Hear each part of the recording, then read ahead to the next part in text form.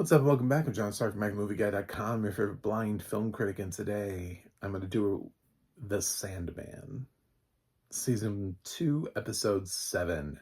It's a recap, so thanks for being here. Click subscribe. You must be here for a reason. So yeah, I'm going to finish out the Sandman series and keep recapping it episode by episode, which is going to take forever, I assume, at this point. But so Dream did a bad thing in the last episode. It's a recap, so spoiler alert. And if you haven't seen the last episode or this episode or any episode, I don't care. I'm gonna still spoil it. It does have audio description, by the way. I should shout out the DVW team, Connor DeWolf, on this, and I will remember the narrator's name shortly, and then I'll jump back into it. I feel like I will anyway. Maybe I won't. But yeah, Connor DeWolf wrote this. Great stuff. Good job. Thanks, Connor, for continuing to write excellent audio description for The Sandman. Yeah, Dream he's worried about what lies ahead for him. And everybody's worried about what lies ahead for him. And death is... But not death literally, not the character death, but the kindly ones are basically going to come and kill Dream, and there's nothing he can do about it because he spilled family blood by killing his son Orpheus, by giving him what he wanted. And it's really sort of interesting when you think about it that way, because Death would have had to take, I guess because Death didn't kill Orpheus in the way back in the thing, but Death kind of takes family blood. I mean, shouldn't Death then not be able to take family members? Anyway, so is it really family blood is the thing? Because if they can die and Death can come and take them, I don't know. So Dream it's a good thing because he's picked his successor, who's the baby that Rose has.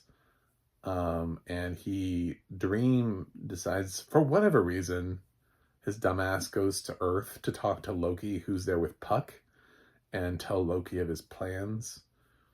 I don't know if this is like intentional or not, because it feels like the dumbest thing, because then Puck decides to take advantage of this and he kidnaps the kid that is supposed to be the next Dream. Okay. But then I don't really understand the upside of why Dream went to tell Loki this, for any other reason other than the fact that it advanced Puck's thing.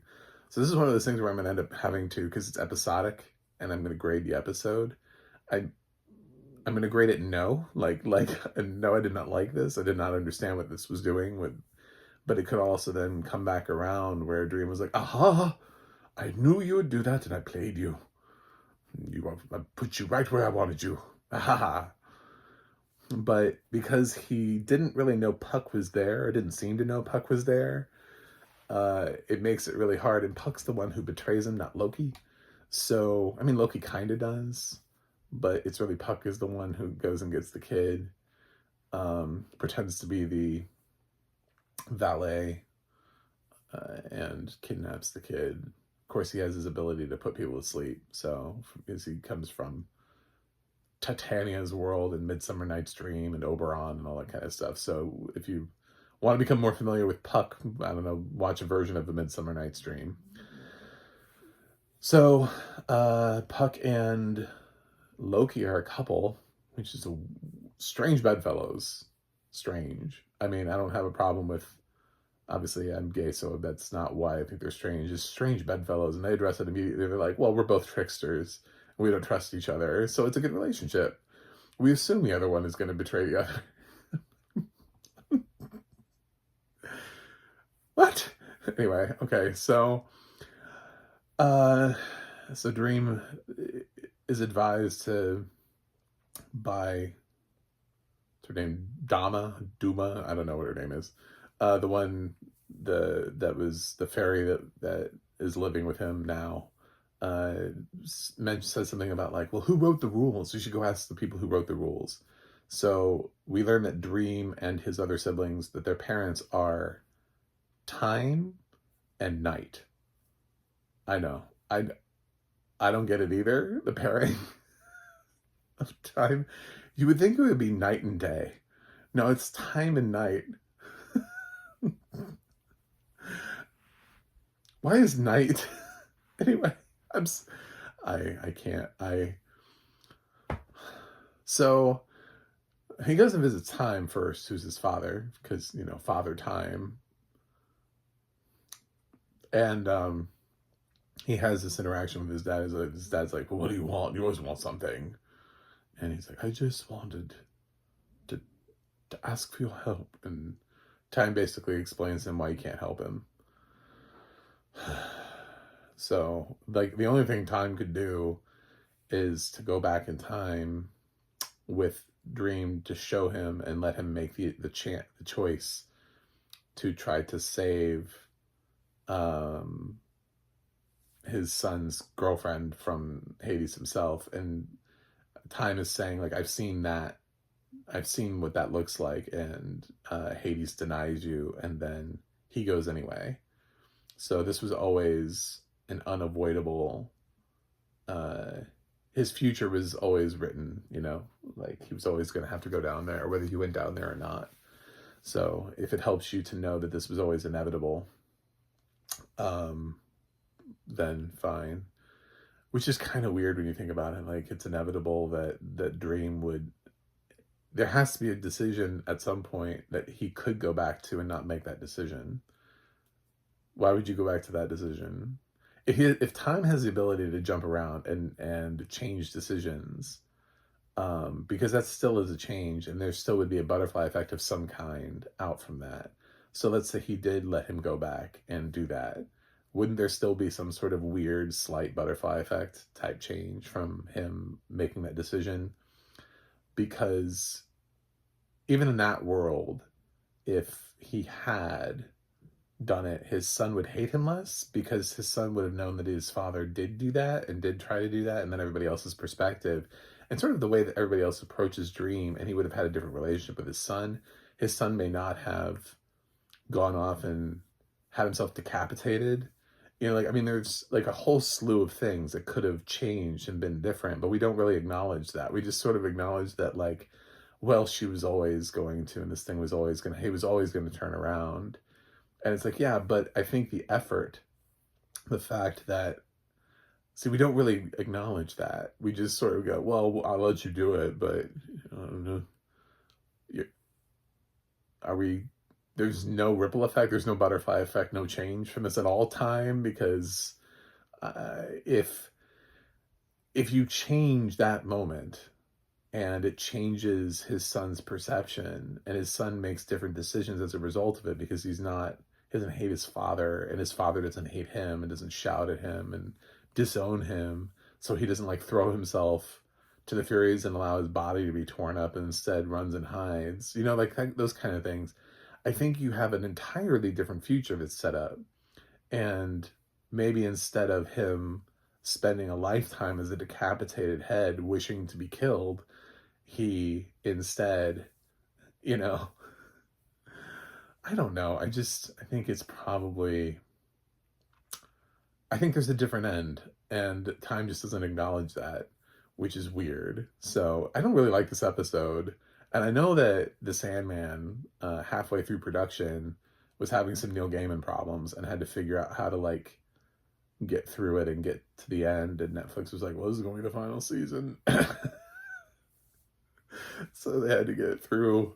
So you don't really want to open things up, because you're not trying to make this. So the idea of killing Dream and finishing the series feels better than having the butterfly effect that changes it and then leaves it so that, well, oh, Dream's alive. Okay, we're good. We fixed it, because we fixed the father-son relationship between him and his kid. Anyway, he'll go after this, because Time doesn't really give him the time of day much. He's going to go visit his mother, Night. And Night's idea for Dream is to build him like a little cage where he can live next to her safely and live in a dream himself. And he'll still be alive. He'll just be in a dream state in whatever Knight's realm is. And that's how she can keep him safe. But otherwise, she can't help him. So he chooses not to be basically in a coma. So he goes back, frees the fairy girl. I forgot what her name is. It's like Dama or I don't know, something like that. Duma, Didi. I don't know. I remember being really close to Nada when we had Nada, and then we had this other girl, and her name was like close to it, and it threw me. And now I haven't been able to remember what her name is. So sets her free because her brother comes back to get her because Titania wants her back.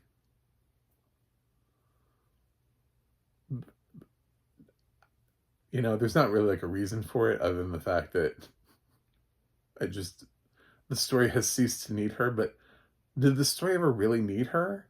Like, this is one of those things where it's like, okay, so at some point we had this where she was gifted to him for a reason, probably for like more long-term mentality, thinking, oh, there might be a Sandman season 3, and then later on they're like, we're not getting a season 3.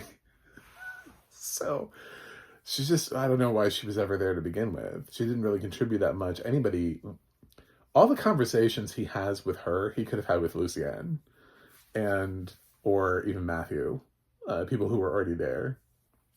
So he does have a little bit of a talk with Lucienne, and I don't know, his people want to build an army to fight, but they don't really have people to fight. And Dream's like, no, I don't want to do that. I'm going to keep doing my thing, because he doesn't know when he's going to go. Like his book, his brother has this book, Destiny has a book.